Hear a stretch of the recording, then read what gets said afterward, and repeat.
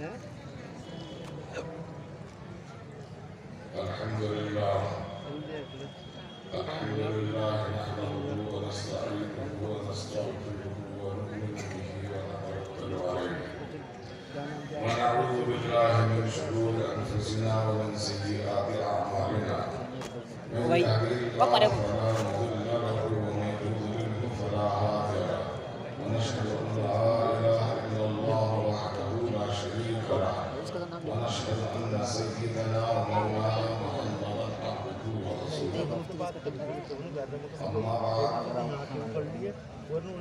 قال النبي صلى الله عليه وسلم تركت فيكم امرين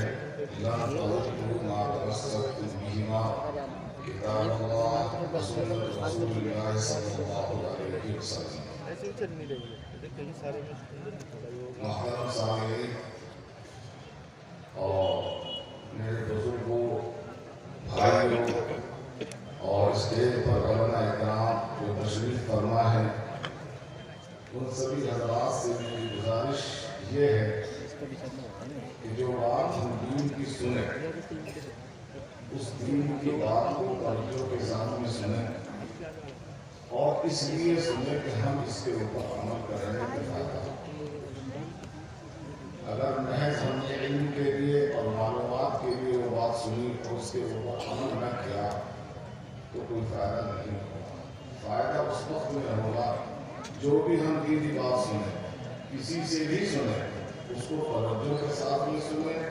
اس کو یاد رکھنے کی کوشش کریں اور پھر اس کے بعد میں اس کے اوپر عمل کریں.